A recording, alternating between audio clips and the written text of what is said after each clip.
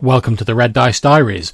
This podcast is a rambling journey through the wonderful world of RPGs from the viewpoint of a long-time GM and player.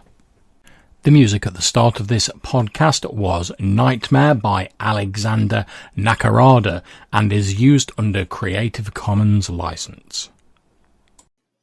So in this episode, I thought I'd answer a few voicemail messages that I've received.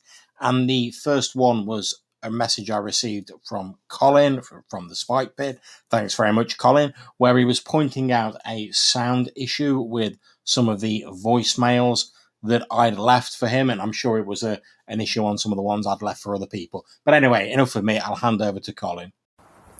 Hi, John. It's Colin. I just got a couple of messages from you. I know you've been using Audacity, and I don't know if that's anything to do with it, but the last two messages you sent us came through kind of really kind of garbled and a bit scrambly.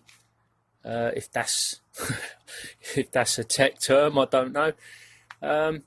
So yeah, I don't know if it's something at my end or something you're doing differently, but I've never had it before. It's sort of, it's a bit hard to explain, and I'm just wondering if there's a way I could get you to hear it so you knew what I meant. But I'll think about it anyway. But I thought I'd let you know, because I know you're a technically minded guy and one thing and another, and it might be something you can do. Anyways, catch you later, bro. Cheers.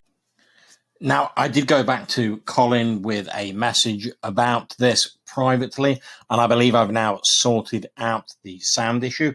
So you might be saying, well, why put it in an episode? What's the point if you've already sorted it out? Well, I thought I'd mention it because it relates to a sort of larger issue as far as I'm concerned with the Anchor app and the Anchor website. And this is the fact that you can't actually record a voicemail, to the best of my knowledge, using the website. You can record to an episode. That's how I'm doing this. But you can incorporate existing messages into episodes, which is how I'm doing this as well. But you cannot record a voicemail. The only way to do that seems to be on the phone app. Now, the way I was doing it previously is on my computer was I downloaded effectively an Android emulator, which emulated an Android phone. I had the app for Anchor installed on that emulator, and I was recording using that. However, because it's running through an emulator, it seems to distort the sound from my microphone somewhat, which is a shame because I have a far better microphone on my computer than I have on my phone. But just to make sure that that's what was causing it, I left another message for Colin to see if that would resolve the issue, this message being left on my phone. Hi, John, it's Colin. Yeah, thanks for calling back, mate. Your message was loud and clear on the phone, as you rightly anticipated. So it's a bit of a pain that the web page, the web app, can't do what you want it to. But I imagine they'll get it more fully featured in future. One hopes. Anyway, take it easy, man. Catch you later. So, as you can hear from Colin's response, that does seem to have resolved the issue with the sound by recording voicemails on my phone. And I think that's really the only solution at the moment. I actually sent an email to the tech support for Anchor, asking them whether there were any plans to add the ability to record voicemails to the web interface of Anchor.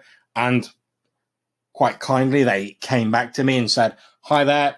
Great question. Whilst there isn't a plan to do this just yet, we would love to add it to the website as well in the near future. Stay tuned on this." So, as they say, could have been better. They don't have any immediate plans to do it, but it was nice of them to get back to me so quickly. And hopefully at some point in the not too distant future, we will see the ability to record voicemails on the Anchor website as well. But until then, it looks like we're going to be stuck using our phones to do that.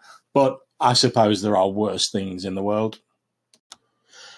And next we have a voicemail from Larry at Follow Me and Die. Thanks for getting in touch, Larry. In response to my podcast episode on plotting and consequences. Take it away, Larry. Hi, John. This is Larry with Follow Me and Die. I just listened to the podcast about plotting out consequences.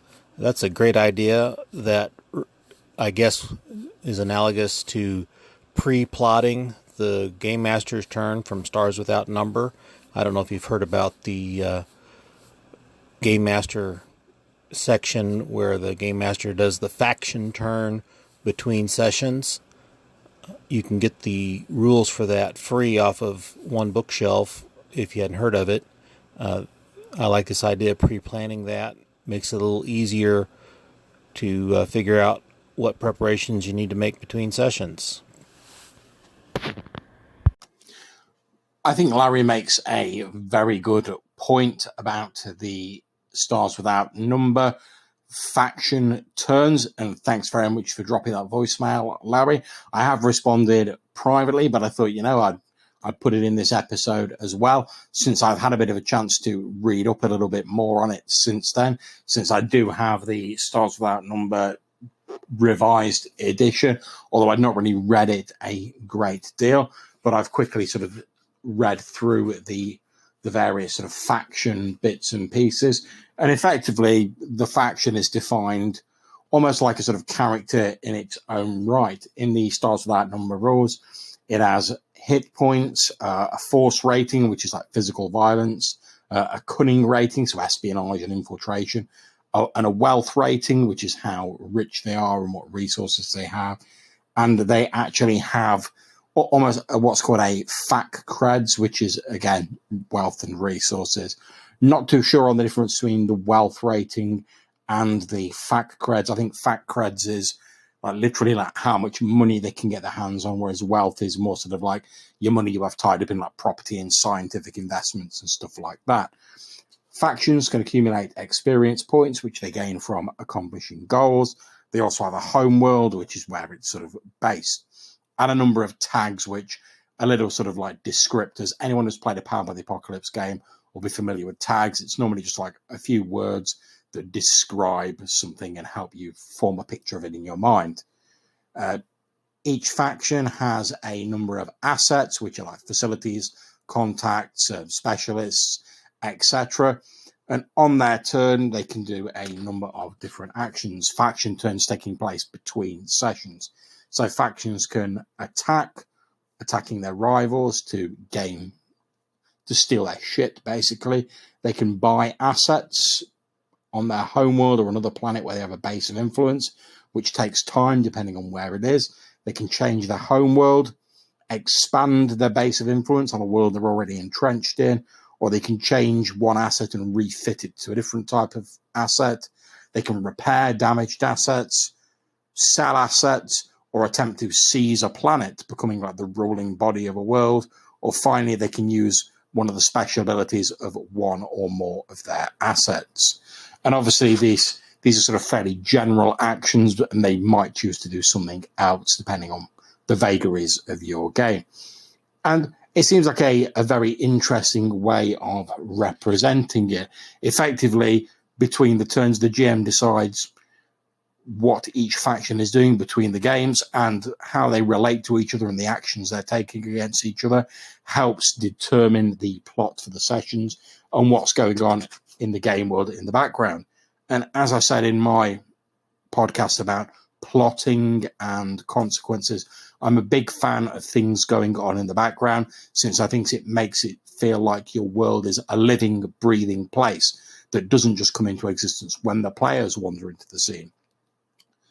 There's also lists of the individual assets types that these factions can possess, and these are everything from like covert transit nets to cyber ninjas to blockade fleets and psychic assassins, loads of stuff like that. Now, I'm sort of looking at, although this is really interesting, and I'd definitely use it if I was running a Star Without Number game, I'm looking at it more in the sense of, can I adapt this to use in a more traditional sort of D&D/fantasy-esque game?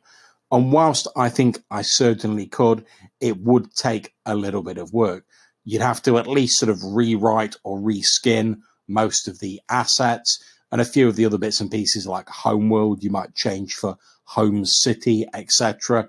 But it certainly could be done. And I've been reading the Dark Albion book recently from RPG Pundit, which has a nice system for managing noble families, which seems a little bit sort of similar, at least in theme, if not in actual mechanics, to the faction turns. So I think looking at the two of them, what I'll probably try and do is I'll probably try and make some sort of kludge/hack of these two rules, which would work with like probably Lamentations of the Flame Princess, because that's what I'm running at the minute, but would be broadly compatible with OSR systems. And I'm going to have a go at doing something like that when I get the time. Probably not this month, because this month's fairly stacked for me schedule-wise, but maybe next month I'll start having a look at that. And then I will add it to the growing sort of little booklet of house rules I'm producing as we go along for our Lamentations of the Flame Princess game, Rose of Westhaven. So that's definitely something I can get my teeth into and be looking at in the future. So thanks very much for your suggestion, Larry. Absolutely brilliant. So that's it for this episode. If you have any questions or suggestions for things you'd like to see in the podcast in future, please either email them to reddicediaries@gmail.com or drop me a voicemail at Anchor. Until I see you next time, wherever you're playing, take care and enjoy yourselves.